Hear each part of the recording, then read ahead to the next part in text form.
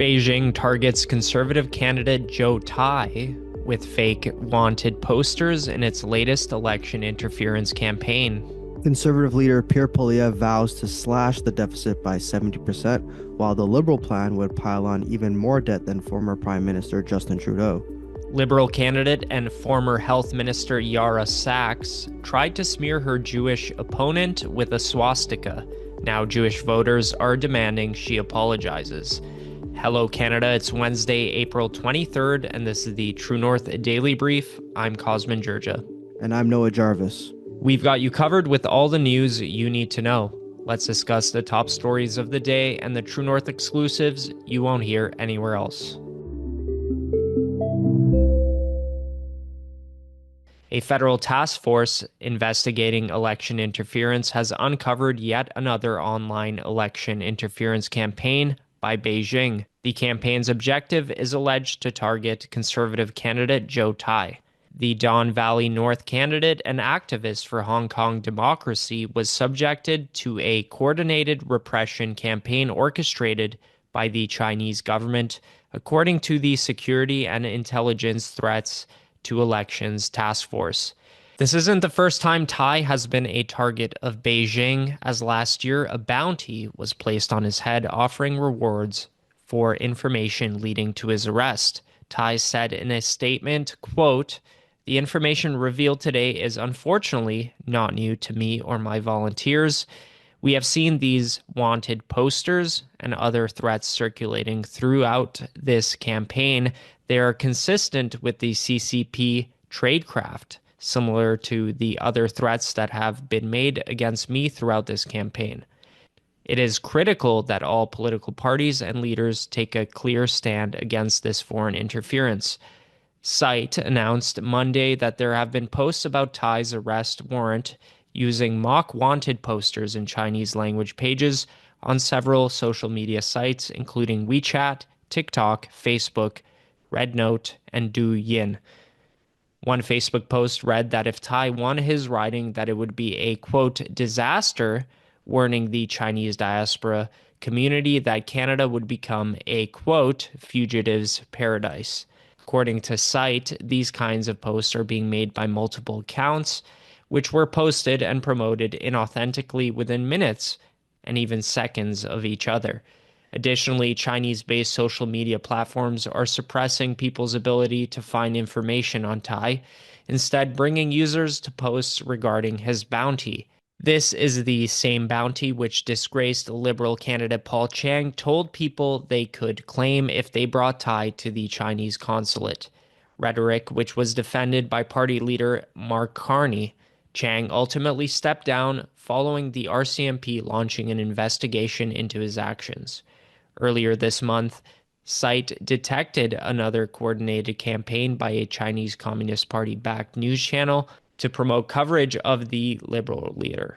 Amplified coverage of Carney includes posts identifying him as a, quote, rock star and highlighting his pro-China views. So, Noah, Mark Carney came out with his platform the other day. Have the Liberals vowed to crack down on foreign interference? The Liberals have made commitments and promises. However, it remains to be seen just to what lengths the Liberals decide to go in cracking down on foreign interference. It was well documented that under the leadership of Prime Minister Justin Trudeau, foreign interference in Canadian elections began to become a serious issue, especially in the 2019 and 2021 elections. China extensively interfered in the elections, as documented in the report put together by Justice Hogue. In the report, it was documented how China used their influence in the Chinese Canadian community to disseminate certain negative stereotypes and negative messages about candidates that they felt would harm Chinese interests in the Prime Minister's office, while benefiting liberal candidates and other candidates that they felt would look out for the best interests of the People's Republic of China. A good example of this in the 2021 election is when China ran a disinformation campaign against the conservative incumbent Kenny Chiu, Chu. He was one of the few incumbents that actually lost a seat in the 2021 election, and that was in large part due to the fact that China interfered into that election. They spread misinformation and disinformation on Chinese social media apps like WeChat and Douyin about Kenny Chu, spreading lies and promoting the Liberal Party as the only party that will look out for the interests of Chinese Canadians. And they also put out a disinformation campaign and actually a bounty on the head of Conservative MP Michael Chong. Liberal Prime Minister Justin Trudeau knew about the threat on Chong's life. However, he did not tell Chong about it until the media got hold of the information and reported it publicly. Now, the Liberal government, before Parliament was dissolved, had tabled and passed a piece of legislation that would set up a foreign agents registry. However, this has not been executed. The government has not created this registry yet and has not been enforcing the law because the civil service still needs time in order to implement such a registry. So the 2025 election is not subject to this foreign interference registry. Well, Mark Carney in the debate, for example, said that China was the biggest threat to Canada's national security. The Liberal Party platform seldom mentions foreign interference and the threat that it has on Canada's democracy and what the Liberal government intends on doing to combat foreign interference if they are reelected. Now, the Conservatives, they have been consistent in opposing the Liberal government's approach to handling foreign interference and have said that they would crack down on it. It remains to be seen whether or not a potentially reelected Liberal government would act quickly to establish the foreign agents registry and if they would take additional measures to crack down on foreign interference. But this is an important issue that many close observers are cautioning that China and potentially even other countries could have an influence on the results of this election. And the targeting of Joe Tay is just one example of the concerted effort by the CCP to ensure that anti-China politicians are not elected to parliament. And if they are able to ensure that critics of China and supporters of Hong Kong are not able to win their election, then it is in the best interest of China. Conservative leader Pierre Poilievre released his costed platform on Monday, outlining a plan to reduce the deficit in each of the next 4 years. In contrast, Liberal leader Mark Carney's platform would see the deficit surge, pledging to increase the debt by more than 70% over the next 4 years compared to former Prime Minister Justin Trudeau. Both leaders' plans use the baseline deficits between 2025-2026 and 2029-2030 provided by the Parliamentary Budget Officer. While Poilievre plans to reduce the initially proposed deficit yearly, Carney's plan would see it skyrocket. The baseline deficit provided by the PBO adds $141.7 billion between 2025 and 2026 and 2028-2029. Poilievre's plan would see the deficit fall to $100.6 billion cumulatively over the next 4 years. Conversely, Carney's costed plan would see it rise to $224.8 billion in new debt. Carney's platform adds more than $129 billion in new spending over the next 4 years, largely concentrated in housing, healthcare, infrastructure, and climate initiatives. This means Poilievre would spend over $40 billion less than the PBO projection, while Carney would exceed it by more than $80 billion. BC Director for the Canadian Taxpayers Federation, Carson Binda, said that Carney's $225 billion in new debt is around $100 billion more than the $131 billion promised by Trudeau in his fall economic statement. Binda said, quote, "Interest on our federal debt already costs $1 billion per week, more than Ottawa spends on healthcare payments to the provinces." Carney's plan would see debt interest charges rise by over $5.6 billion over the next 4 years. Poilievre's costed plan would see it fall by over $2.4 billion in the same time frame. Poilievre celebrated that his plan would reduce the deficit compared to the Liberals by 70% by 2029, as the deficit under his leadership would fall to $14.2 billion compared to Carney's projected $47.8 billion. Poilievre said, quote, "The choice is this: A fourth Liberal term with Mark Carney, whose reckless Liberal plan would add even more debt than Trudeau, or a new Conservative government with a responsible plan to save $125 billion and put us back on the path to growth and security. He highlighted that the 70% reduction would be achieved by cutting back on bureaucracy and consultants. Cuts would also be found by cutting foreign aid to dictators, terrorists, and global bureaucracies, along with slashing money for special interest groups and generating $500 billion in economic growth by unlocking Canada's natural resources. So, Cosmin, a lot of money being promised to be splashed around by the Liberal Party once again. Why do you think Mark Carney's platform is so expensive, and what does he want to spend taxpayer money on? Right, Noah. So the Liberals have pledged what is essentially a mammoth deficit. It promises to bring Canada into even more debt than Trudeau was able to accumulate. And if you recall back, there have been studies that show that Prime Minister Justin Trudeau accumulated more debt than during the World Wars, World War One and World War Two. Like the amount of spending is, I don't think Canadians really realize the sheer amount of waste and the quantity of taxpayer money that was dished out by Prime Minister Justin Trudeau to achieve what results, right? The problems that we face as taxpayers are the exact consequences of what Prime Minister Justin Trudeau prioritized. And when we look at the issues that Mark Carney has prioritized in his own policies and in his own costed platform, you see things like international aid for LGBTQ initiatives overseas, which don't actually help Canadians overall.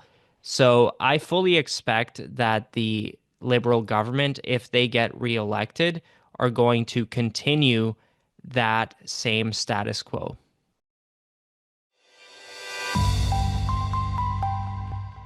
Justin Trudeau's former health minister released an attack ad attempting to tie her conservative rival to the Nazi swastika seen at the Freedom Convoy in 2022. However, the ad has backfired with much of the Jewish community it appeared to target.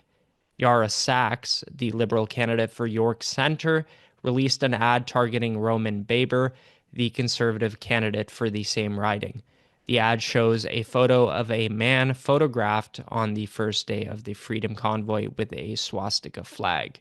Freedom Convoy organizers had condemned the individual responsible and denied that he was a member of the protest movement. The ad, which was allegedly distributed by Saks's team, featured an arrow pointing from the swastika flag wielder to a photo of Roman Baber, with the phrase $326,000 raised for Baber by convoy donors. According to Elections Canada, an estimated 14% of Baber and Saks's riding was Jewish in 2019, making it the fourth largest Jewish population among all federal ridings in Canada. Baber, who is Jewish, responded by highlighting his personal connections to the Holocaust, noting that his great-grandparents were executed by the Nazis in 1941. Baber said, quote, "So much family lost on all sides, but the Yaara Saks campaign put a swastika near my picture in an attack piece." Though the flyer attempted to associate Baber with Nazis in a heavily Jewish riding, members of Everything Jewish Toronto on Facebook were outraged. Many demanded an apology from Saks and her team. Some members said Saks, quote, "crossed a line by putting a swastika disturbingly close to her Jewish opponent, who fled the oppressive Soviet Union." Others said the inclusion of the swastika in campaign material was, quote, "absolutely despicable." Others noted that this wasn't the first time Saks was willing to invoke the horrors of the Holocaust to smear her political opponents. During the Freedom Convoy in 2022, Saks notoriously stood in the House of Commons and claimed that protesters saying honk honk, a reference to the honking of truck horns, was a quote acronym for Heil Hitler. Saks's campaign team had also been accused of inappropriately placing campaign signs to hide Baber's signs in the riding. Baber recently posted that it was Saks herself who should be scrutinized for her connection with anti Semites, sharing a photo of Saks meeting with Mahmoud Abbas, the ruler of the Palestinian Authority. So, Noah, looking back at the Freedom Convoy, I don't think we ever really got any answers about whether the Nazi flag flyer was even connected to the Freedom Convoy. Is there any evidence today they were actually members of the protest? No, there isn't. I remember in that time, a lot of people on social media were trying to associate the person who was waving that Nazi flag with the Freedom Convoy, although no evidence emerged that this person actually believed in the cause that the Freedom Convoy was trying to get to the Prime Minister. And it's not as if the Freedom Convoy in any way had any messaging that could be connected to the Nazi regime and the Nazi cause. I mean, Nazism is a cause of extreme, despicable authoritarianism, while the Freedom Convoy, well, it's in the name, they were advocating for freedom from government impositions. Now, True North, back in 2022, put out a call asking for information leading to the discovery of the identity of the person who was waving that flag, although no information that was able to lead to his identity being revealed was ever given to True North. With that said, liberals, they tried their damnedest to connect this person to the conservatives and the Freedom Convoy. Yaara Saks was one of the MPs who got up in the House of Commons and said that saying honk honk, which, you know, is something that fifth graders say when they're on their Terry Fox walk and a truck passes by and they try to get it to honk for them. Apparently saying honk honk is a code for Heil Hitler. No evidence was provided to back up that claim. It's just something that she just said and tried to link to the conservatives. This is all while the conservatives, they have many Jewish supporters. The deputy leader of the Conservative Party is Melissa Landsman, and Roman Baber himself, the person who is the subject of these attacks, is Jewish. He has family members, great grandparents who were victims of the Holocaust. So for someone who has a connection to the horrors of the Holocaust, I'm pretty sure is quite the disgusting attack, and he must feel quite awful. I think that a lot of people would point to Yaara Saks's visit with Mahmoud Abbas as a double standard that she holds and trying and is attempting to try to appeal to Jewish constituents while also trying to appeal to Muslim constituents and talking out of two sides of her mouth. She also has a colleague, Adam Van Coverdin, who recently visited a mosque and claimed that Israel was committing a genocide in Gaza. She has other colleagues who also claim that Israel is committing a genocide, and the liberals, especially Mark Carney, has not provided pushback against the notion that Israel is committing a genocide in Gaza. She also has not been very vocal in condemning the rise in anti-Semitism, especially that has emerged in the streets of Toronto, where hate marches can be seen going through the streets of Toronto on a near weekly basis, where people are calling for intifada and for Israel to be wiped out from the river to the sea. So it remains to be seen whether or not Yaara Saks will win re-election, and Roman Baber is going to put up a fight to ensure that this doesn't happen. He's been campaigning against Yaara Saks for years, and Don Valley North has a lot of Jewish constituents. I think Elections Canada estimated that roughly 14% of the Don Valley North constituency is Jewish, so they are definitely an important subset of people in this riding that can determine the result of this election. So, if there's high turnout in favor of the conservatives by the Jewish community, it might mean that Yaara Saks might lose her bid for re-election. That's it for today, folks. Thanks for tuning in. You can stay on top of new episodes every weekday by subscribing to the Daily Brief on iTunes and Spotify.